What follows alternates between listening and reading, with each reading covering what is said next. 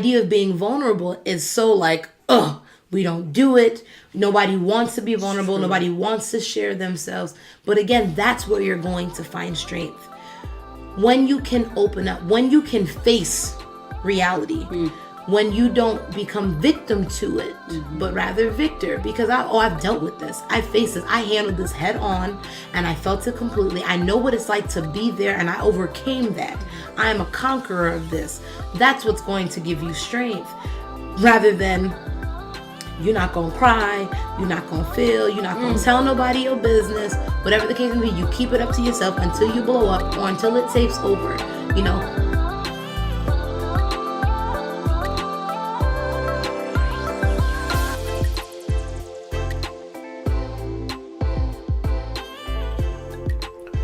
Often, people go through life-changing experiences without any guidance. But what if you had the tools available to help you in your journey? I welcome you to the Misguided Notions podcast. Our mission is to create a space where we discuss thought-provoking topics with people that go through real life experiences. My goal is to inspire, empower, and help build awareness to a number of issues that our society doesn't really talk about. So listen in, engage in conversation, and if you'd like, share your story.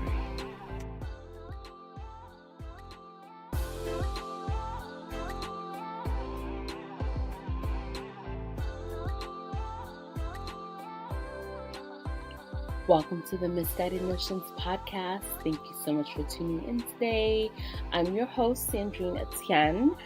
If you're new here, welcome. Our conversation with Kat, who spoke about all things building community, and we go even deeper into our conversation where we talk about the importance of accountability. We also get into the idea of communicating to others, especially during challenging times in your life. We get into the idea of vulnerability and how that plays into the role of this not being able to really talk openly about some of the struggles that we go through.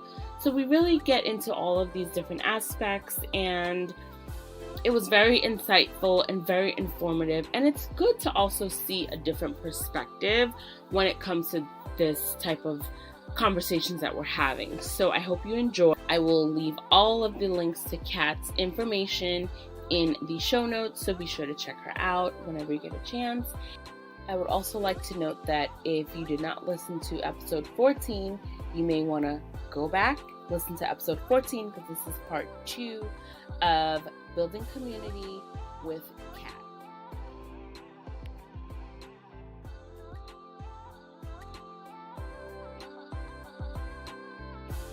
It's so important for you to recognize, to be able to step into a space where you can see the things that you want, envision the life that you want for yourself. Recognize the people that are around you, recognize your surroundings, create the environment that you want to grow in. And so for me, again, that's mind bending. That is, on a regular basis, I need to spend time with myself. I need to be comfortable with my own thoughts. I have to learn about me. What are things that bother me? What are things that aid me? What matters to me? Right. What do I desire? What do I love? What am I passionate about? Again, for me, in terms of my faith life, what does God want for me? What does my purpose include? Who am I supposed to be impacting? Who am I supposed to be speaking to? And being able to follow through with that means that there's a certain space that I have to be in, right, to do it. So I mind bend. And I feel like that helps you too to stay accountable. Like, yes, to be accountable for your actions. Definitely. You are, I don't know who said this either, but another favorite quote, you are responsible for the energy you bring into a room. I am such a firm believer in that. Something else that I've learned and recently have been focusing on is, what did I do to add to this situation? Both negative and positive. Always. I do that too. Which funny. Is so, but it's so like, what a difference. I'm sure, it's made for you so too. Important. Absolutely. I have to hold myself accountable. It takes two to tango always. Absolutely. another thing that we're taught, we can blame easy. You know, it's so easy to point fingers. It's so easy to blame. It's so easy. It's their fault. They did this. They caused me to. How? It's you. How did they cause you to? What kind of power did you allow for them to have for you to be able to step outside of your character? That's you. Right. You know, and people can't have that power unless you give it to them. Yes. Period. And so, again, both good and bad. What did I do? How did this come about? Right. What could I have said differently? How can I de-escalate? What responsibility, what can I do? What do I have control over in this moment, in this situation, when I step into this room? And again, another big part of mind bending for me is we can, oh my gosh, what's the right word? We have a tendency of deciding outcomes before they happen. Explain that.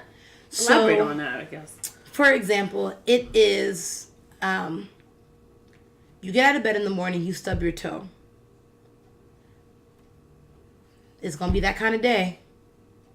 You immediately decide how everything else is going to lay out before it's happened.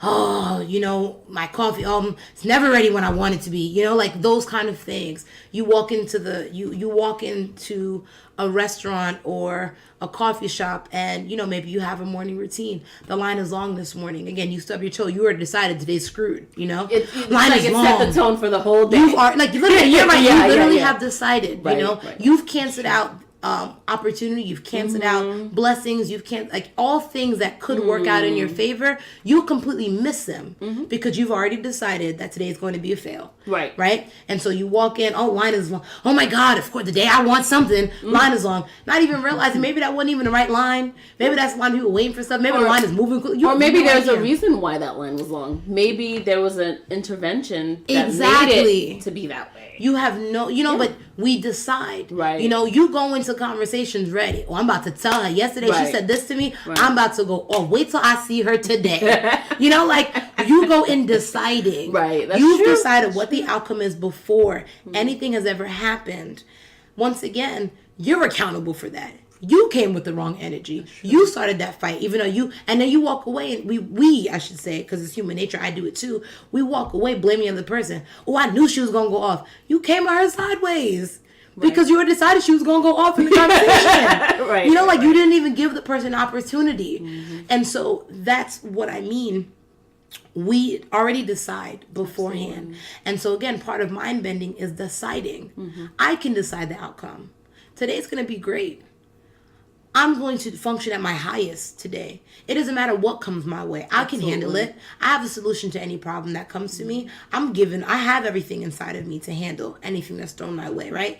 And so the difference is, when you stub your toe in the morning, thank God I got a toe to stub, because somebody else ain't got it. I was going to say, the fact that you woke up that morning. You got up, you can feel, you know, your limbs. Yep. You have, you woke up, you know, like, life. There's so many different ways, but we immediately go left. That's true. We automatically go. And it doesn't matter what happened. The day, the best part is, your day could be great. Right. And the smallest thing can happen, and you knock out all the good things that happened during the day. Yeah. Just to focus on the one bad thing, you know, that maybe wasn't even bad. You know, in my mind, also, everything works together for my good. Everything. You know, we'll cuss out everybody. We in traffic. We're angry. Maybe it was keeping me for something. Absolutely. You know, maybe there was something I would have gotten to that I need to get to. Maybe there was someone that I didn't, you know, like, I didn't need to be around. Maybe there was someone dangerous on the other side of this. And in those moments, again, we immediately go left. Oh my gosh, why me?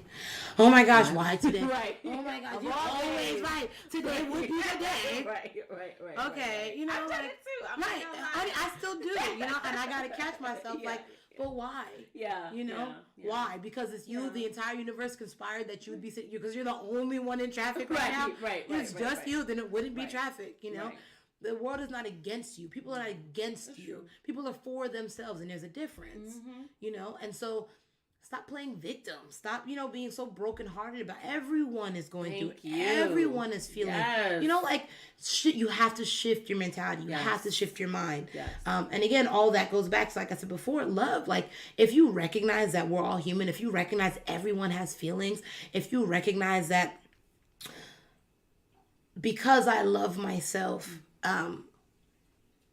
I have no choice but to love you, because I recognize that there's something about me that's special. And if there's something about me that's special, and if I was created uniquely, then you were too, because I'm not better than you. I love you and I love me equally. I take care of us. And so again, you're not against me. Maybe you had a bad day. Maybe let me pour into even more love into you. Maybe you need it today. When someone is nasty towards you, you don't react and get nastier. No, everything works together for my good. Maybe you needed to interact with me. Maybe you needed someone to love on you a little bit harder today. So I'm going to do just that, because it's not going to take away from me.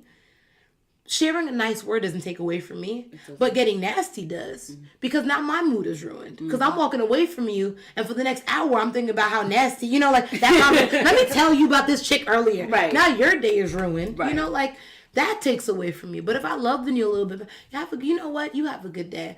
I hope that anything that that happened to you today, I hope that it gets better for you. You seem like you're in a bad mood. Is there anything I can do for you? That's such a better way to say it. What a world of difference. And you have no idea, who just lost their parent that morning. You have no idea who just, you have no idea. And the same way that you're going through something and you're feeling, oh my gosh, I'm all alone, no one gets it. Everyone else is too. Yes. And believe it or not, it's just communicating. Really just communicating to one another. Open up your mouth. Open up your mouth. Tell people if you're struggling through it.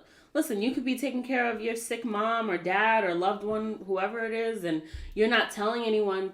How do they know? Exactly. Today, I had a coworker of mine. I had no idea. She was, and she's always so bubbly and so sweet. And then she was telling me, yeah, today's my mom's 90th birthday. Oh, wow. And I was like, oh, wow, that's so awesome. What are you guys going to do? She goes, well, she's in a nursing home. And I was like, oh, wow. I didn't know that about you. Like, yeah. And then she's like, yeah, I really don't really talk about it and stuff. And I just kind of I work. And then we got into this whole conversation for like 20 minutes. I actually didn't want to leave, but I knew I had to go. I was actually being pulled, but we started talking. And I was like, good. That's the first time we actually talked. And she started telling me her fears about, oh my gosh, what if this happens to me? Like how...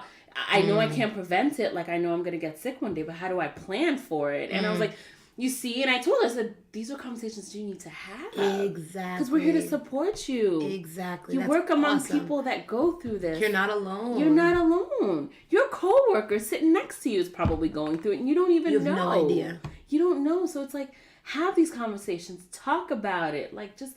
don't hold it in. Strength is not about holding it in. Strength is about letting it out. I'm so happy you said that. Yes, that you bring that up again. That is like the opposite. Shout out to Brene Brown. I don't actually know her. Oh. She's an author. Oh, okay. I was like, who's that? She's an author. Daring Greatly. Daring Greatly. Okay, I believe. I wanna check this out. Daring Greatly. Okay. She is a huge advocate of vulnerability. And I shout her out because I feel like this has been something that has been on my mind for so long, and she's brought it up in conversation, has made it something for people to talk about on a regular basis. But like you said, we're taught that strength is bottling things up.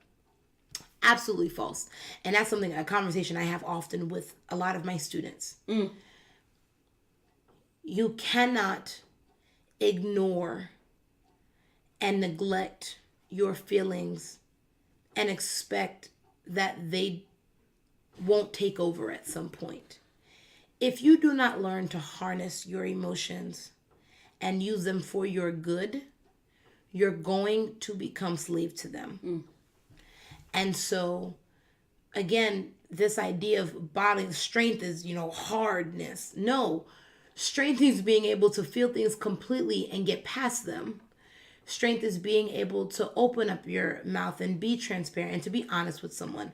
Strength is being able not to be so hurt easily. Because, again, I love me and I love you and I recognize the human in you. And so I recognize that sometimes when you're hurting, you may say something that is hurtful, but I won't get hurt by it because I recognize what it's like to hurt.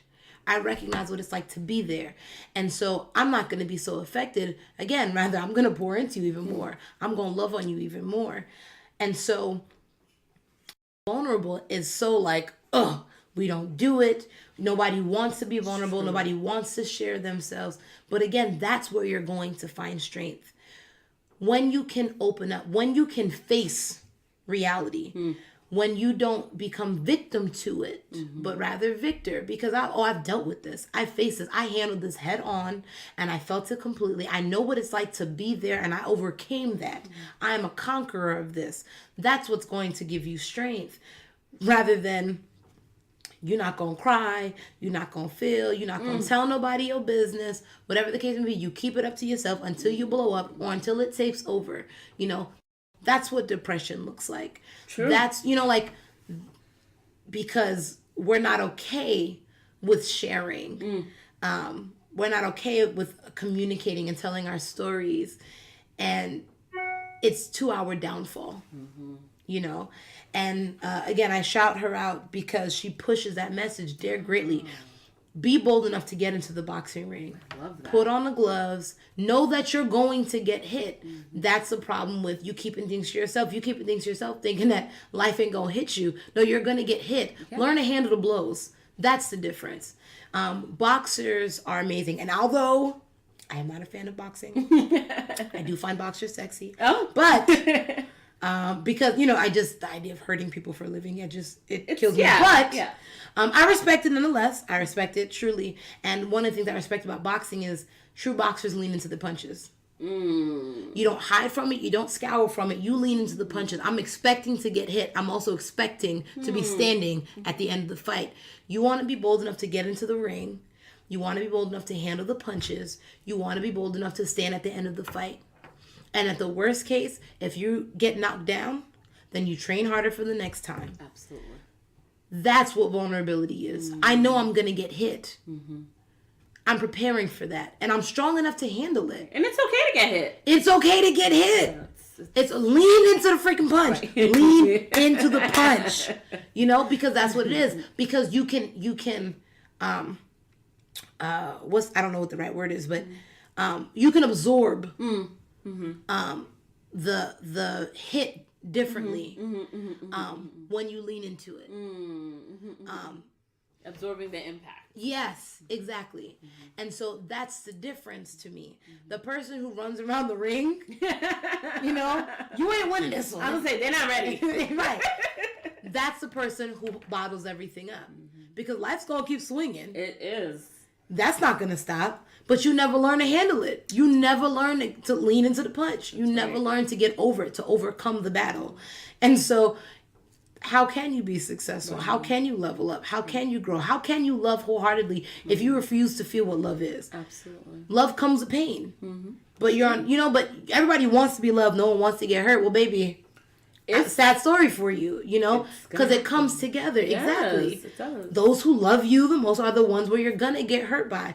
And that's just how it works. But the beautiful thing is that, in my mind, people think it's a cliche. Love does overcome all. And the power of love means that I can withstand that hit, you know? And so, like you said, the more you bottle things up, the more you hold things back, you're not going to be able to get through life. No. Especially not the same way as someone who is a bit more open and willing to feel and try things out and experience things wholeheartedly. And I'm grateful because clearly when I was younger, I didn't know it to be that. Yeah, I didn't either. Right? But I was a crybaby. And my me too. I was a crybaby. I am sympathetic. I'm empathetic. Definitely part of just who I am, the way God created me to be. And so, you know, if I see someone hurting, I'm going to cry too, you know, and in that regard, people did look at me like, oh, this chick, this punk, this crying again. This cry. Here she goes again. Here she goes again. Cat crying again.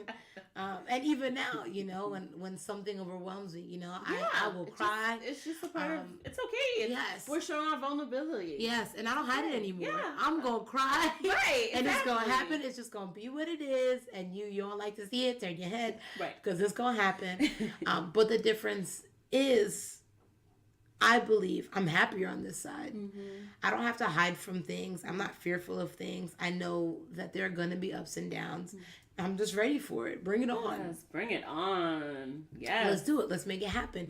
Because I have felt it. I felt what pain is like, and I learned that I can handle it. You overcame it. Exactly. Bring it on. Let's do this. That's right. That's right. You avoid the pains, you're never going to feel the joys. The punches. Exactly. As crazy as it sounds, absorbing the punches, it's crucial to life. Now, I ain't telling you to, go and get your behind beat. Right, no, of course not. But, of course, just as, That meant that it's just... That idea. It's that idea, exactly. It's just having that mindset to do that. And, again, I just feel that you're just going to go through life without communicating your issues. It's not okay. And that's why having this sense of community and having this support system around you that's going to lift you and push you and just help you thrive is crucial. You need it. We need people. Yeah. We're not meant to function out by ourselves. Exactly. We're not. Yeah. You can't do it all. You can't get by it. We're not meant to function on our own. So you better learn to love on people. Right. You need them. Right. Love others. Love yourself. I mean, yes. It's so simple. Yeah. We make life so complicated. They do.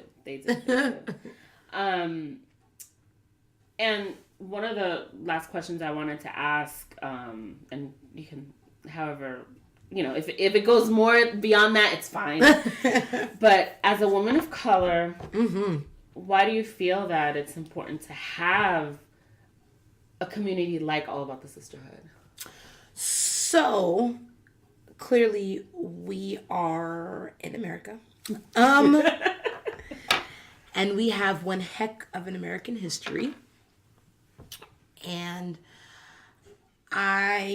although I do not practice psychology as a profession, I am also a psychologist. Claiming that, right?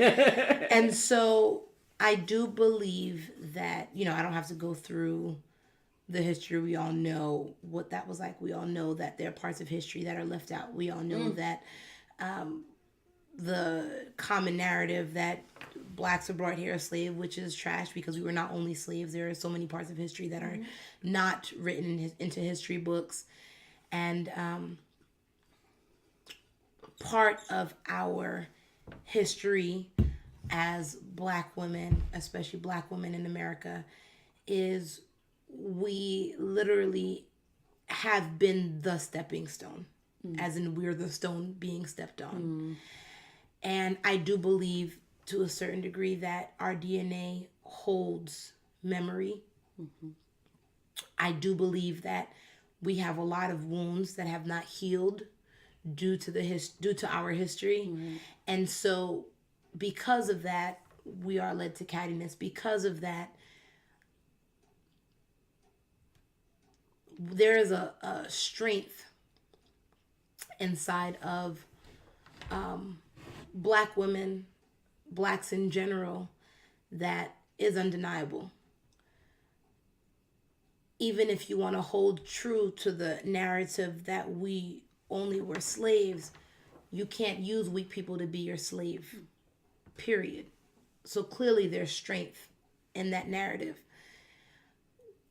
We built this nation. People find things that they don't understand fearful. They're afraid of it. People are afraid of the strength of Black people. People are afraid of the strength of Black women. And because of that, we are still fighting against this mentality that we are less than, because that's what you're taught. If I think that you may have one up on me, then it only makes sense that I would try to bring you down so that day never comes, right? Right. That being said, that has been the rhetoric.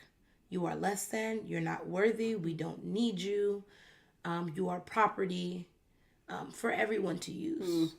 And I'm not just talking about slave masters, for everyone to use. Playthings, you are toys, you are here to serve me in some way, shape, or form. And unfortunately, that has been passed on, it's not just a white versus black thing now. And of course, I'm specifically speaking about the major groups in terms of the history of our nation, because, I'm not counting out any other ethnicity or race. But this has gone from a white versus black thing to a black versus black thing and a man versus woman thing. And it's just turned into this cruel web where you're a thing, black woman, you're a thing, you are my property. And so even within our own community, that's what we're taught. Right. And to me, it's just as bad as, within the black community, children are to be, seen, not heard, and those kind of things that we're taught and have been pushed into our brains, have become routine and habit for us and lifestyle for us. I believe it's the same thing for the black woman. And granted, again, things that you don't hear in the news, and that they're not sharing on a regular basis. Black women are like the highest level of educated persons, in America. And that's not just from HBCUs, that's in general, and all these different kinds of, but, we're not talking about those kind of things because we're still in a space where you fear us. Before you get me, I'm going to get you. And so if I can keep you down, then I don't have to be concerned because you're less than me. And as long as you know that you're less than me, my position is always secure. That being said, like I said, it's shifted into our own community where you've put into my head where I don't care for my sister. I compete with my sister because there's not room for both of us. Right. Everyone can't make it to the top. And because we're all fighting to get into the white man's world, they're not going to let all of us in. So let me step on you so that I can get there because both of us can't fit. And even in the, this is, again, woman against woman. This is man against woman. This is, no, you can't be my equal, woman. Sit down. I'm the head. We're competing. Everything is a because there's not room for everyone, which is absolutely false. False. So 110% false, right? So this is why, to me, it's so important, again, to engage in conversation. It's so important to pour into each other, to empower, to lift, to encourage, to love, because someone has to tell the young black girl, there's room for you. There's space for you. I got you. I will cover you. I will help you. I will always be here for you. You are able. I'll mentor you. Yeah, exactly. I have your back. Whatever you need, you can lean on me and I will lean on you. Simply put, like my mom said, certain things we don't know we have to say. And so, as an example,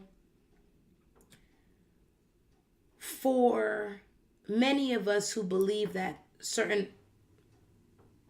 problems that we dealt with in the past are out the window. Oh, we did it. We solved it. Racism and segregation, integration has come. We're good and we're covered. Like that mentality, right? Like, oh, we're good. No, what do you mean? There's no racism now. Yeah. Like we're allowed to, do this and we're on an equal playing field, which, again, we also know is false. Something that I believe, and this is in terms of my faith life, but also in general, I'm going to phrase it as the enemy. And this can be for anything. And the reason I want to say the enemy, especially here, because I do believe in that there are dark forces. The same way that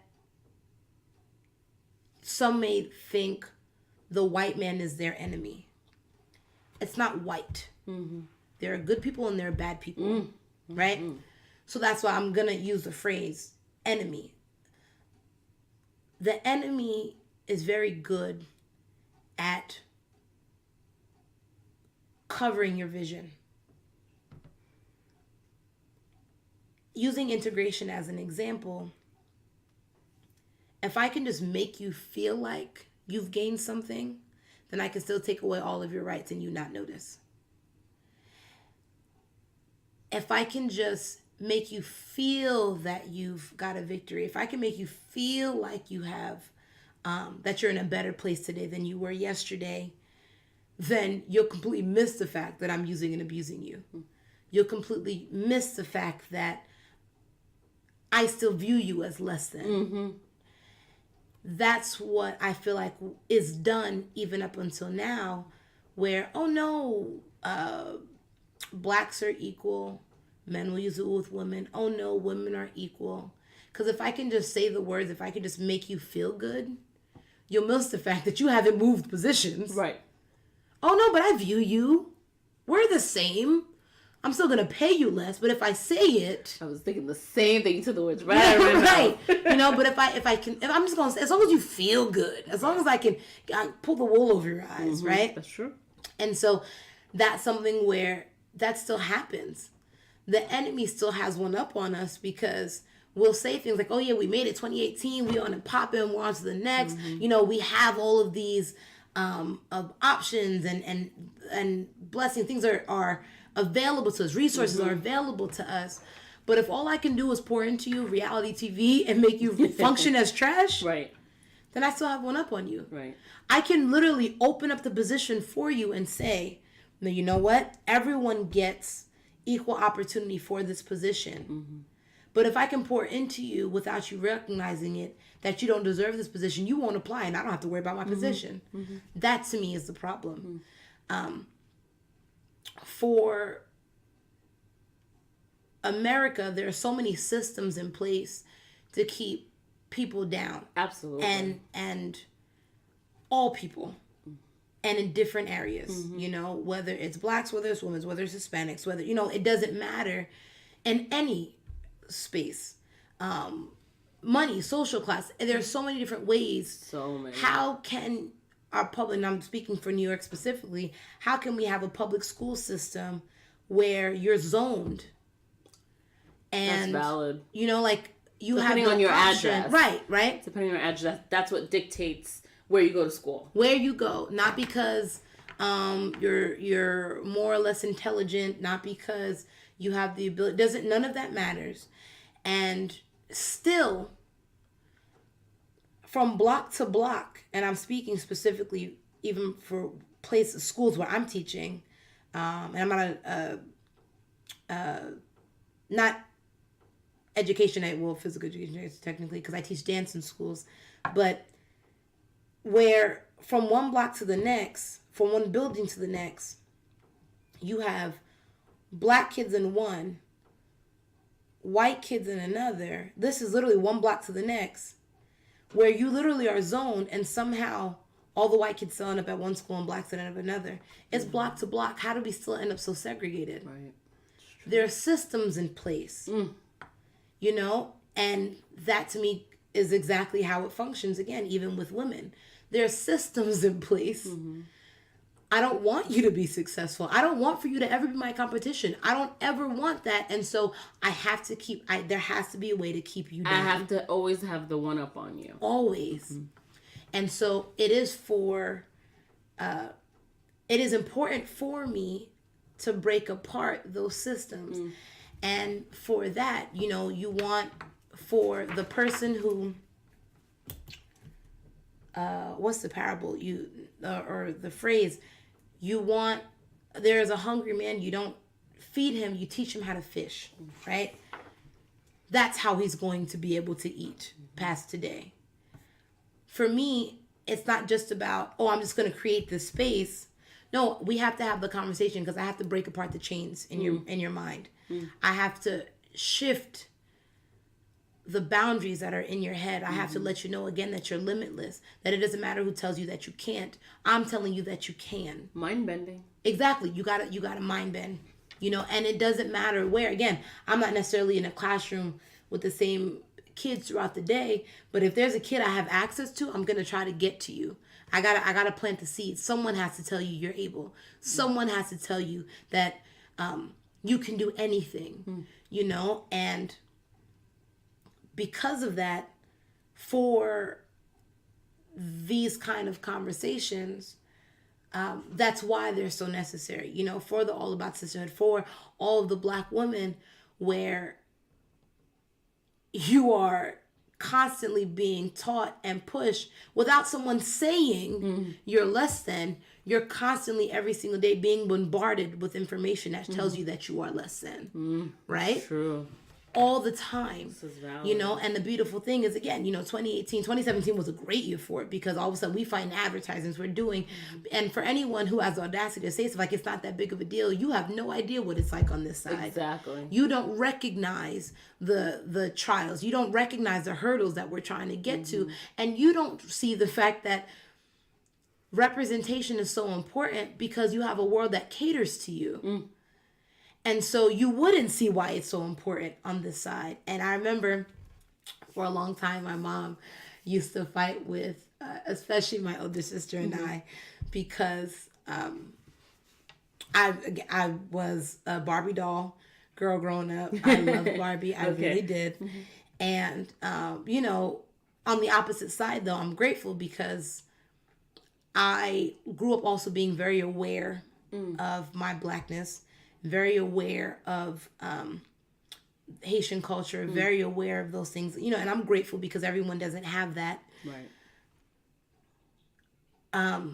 And a really strong faith life also aided the way that I viewed myself and the love and stuff that I had for myself. And so where most people want to be lighter, and I'm a little light bright, as much as I hate to, you know, admit it, because all of my insides, I think I'm dark chocolate. I was the opposite. My older sister, chocolate, beautiful little chocolate drop. That's all I wanted to be. Everybody else wanted to be lighter. I wanted to be darker. I'm sitting in the sun because I got to be beautiful like my sister, you know. And so, you know, life was a little bit different for me because I wasn't necessarily fighting those mentalities on a regular basis. But being so aware, attending HBCUs, even throughout high school, being part of the black clubs, quote unquote, I recognize representation matters. And so where you used to just get toys and buy, my mom is the Haitian Santa Claus. And so, you know, she always we get gifts and stuff for all the family. You know, wait, there's a Haitian Santa Claus? My mother. Oh, your mom. My mom is. Okay, I was like, wait, huh? I know what? No, my mom is. Okay, gotcha. It got to a point where we literally started protesting. We're like, we're not giving out any more white dolls. And it's funny because even my mom, you know, would be like, oh my gosh, you're racist, you're racist. And we'd be like, no, we're not racist. We're not putting down their race. We're trying to uplift our own. And that to me is so important. That's the difference in representation. That's the difference in being able to pour into other little black girls and brown girls and say, you matter, you're able, you can do it, you're limitless. It doesn't matter what they're showing you on TV. It doesn't matter that there's nothing else around you that looks like you. It doesn't matter. You know, it's the reason why, for me, my artwork has become such a big deal, because you have to see yourself in these positions. You have to see yourself as a queen. You have to see yourself as royalty. You have to see yourself as able, you know? And so all of that to say again, that's why it's so important for women of color to create a space. Because where everyone else around you is taking away, how else can you be poured into? Where else are you going to be poured into? That's the space I want to create. This is where you're going to get poured into. When people are constantly taking away and stripping away. And again, you're not good enough. You're not pretty enough. And I'm not calling anybody out who, you know, has a weave and anything like that. Because even that, I had to learn and break down stereotypes and stuff in my own head. But where there's a difference between someone who just enjoys being different, feeling different, and trying new looks, to someone who is trying to fit into a world that isn't theirs. You know, I may put on a wig tomorrow, simply because I've had my locks now, you know, for 3 years, and I just want to feel straight hair again. I've never seen you with a wig. Huh? I've never seen you with a wig. I don't wear one. But I don't wear wigs. But for if that is the case, I can respect that. You know, you just want to feel it. tomorrow I may want green hair. So I'm going, like, and that's fine. Versus, I'm not pretty or beautiful as I am. And so let me fit into the white man's world. Let me, put the blonde hair on so I can fit in. Again, I have nothing against anyone who has blonde hair. Live your life. Mark my words, one day I will have teal hair. Right? Teal hair. Teal hair. Yes, I just want something drastic. Hey. I do. I love it, right? So I'm not shaming anyone who does it, but love for self is so important. And if you're trying to fit into something else because you're not okay with who you are, that is where the problem comes in. So wanting, again, to be able to say that and embrace it. That's something where even in my own house, trying to shift the stigmas, we're Haitian. For my grandmother, for my mom growing up, shifting that. All hair is good hair.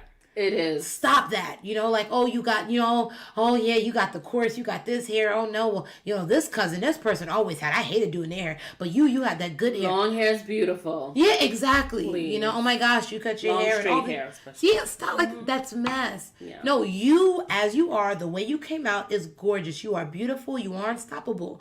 You can do anything. That's why it's so important. And for someone else, again, when the world caters to you, all you know is that you're able. So I'm not mad at you for not understanding. Your world is different. It's different. And you would look at me crazy and be like, oh my gosh, that advertisement, why does that matter? But yeah, when you're showing that the person is black, but all of a sudden with soap they're white, you have no idea what that does for the for the little girl who's watching. You have no idea what that does. So for me to ever be clean, for me to ever be accepted, I clearly I have to be white. You don't have to say it. You're constantly pouring this in. You're showing this to me every single day. What else are they going to believe? How else are they going to understand something different? So circle all that once again to say, that's why it's so important to create a space of healing, a space of communication, a space of openness amongst Black women, brown women, women of color, and not only us, women in general, of course, because there's so many different pockets that need love and need communication, and so many bridges that have to be built. That is, people have asked me even for that. Like, I've created All About Sisterhood. What about, All About the Brotherhood? Well, I'm not a man. And my hope would be that someone, would be able to pick that up. Oh, that'd be great. That someone would be able to partner with me and say, I'm going to take care of the men. Let's do this. Let's engage in that conversation. Let's do this. Let's build each other up. Let's have open conversation. And then for us to be able to team together. All right, we got a sisterhood. We got a brotherhood. Let's create this open space. Oh. That's what I want, But it would be silly of me to say I'm going to, as a woman, create All About the Brotherhood, Sure. And for people who have asked me for it, again, that's my hope. I would love to be able to team up with a man who's able to take that on. But I'm not silly enough to try to do that. I'm not a man, right? I'm not gonna act like I know what it's like to be a man either. And that's another problem. You want to step into you have no idea what it's like where I am. And I appreciate the sympathy, but you can't be empathetic. You don't know what it's like where I am. Yeah, that's the end. I feel like I'm going around in circles at this point, but I just love it. That's why it's so necessary. To create that space. Absolutely. Oh, Kat, now that you told us all about the sisterhood and we talked about community, I just want everyone, especially our listeners, to know how do they find out more about All About the Sisterhood. So you can go directly to the website, www.allaboutthesisterhood.com. That is everything. Literally, you can message me on the website. Okay. You can send letters and everything on the website directly. You can read all the letters and everything on there directly. And then also please follow All About the Sisterhood on Instagram. Yes. Which is literally at All About the Sisterhood. And I'll be sure to include it in the show notes so our listeners Thank you. Can have access to it. Yeah, nothing is spelled crazy. It's All About the Sisterhood. And then where can we find you? Well, you can find me directly on Instagram. You can find me at K_4_creative with a K. And although it is still technically, it's not like my personal, well, it is my personal, my business are one. That is all of my artistry, my dancing, the positive messages you are going to find on there. You can also go on my website, which is www.k4creative.com. That's the number 4 and creative with a K. You can also email me, k4creative, the number 17 at gmail.com. And yeah, that's pretty much my life story. You can access me in any of the ways. I have a Facebook page for All About Sisterhood and for K for Creative. Wonderful. And I love hearing from people. And so, yeah, please. Heard that. If you want to write, please. If you have something to say, anything at all, questions, comments. If you want to buy some of her pieces. Yes, please. If you want to reach out, buy some artwork. I mean, if you guys could see, I have this. I went to Kat's first, I think it was your first exhibit, right? I was at the expo in Brooklyn. In Brooklyn. That was my very first Plaza. one, February of last year. I bought this amazing piece. It's gorgeous. And she actually did something very personal for my husband and I, which was very sweet. It's this beautiful, authentic painting. When I tell you it was a labor of love, it was literally a labor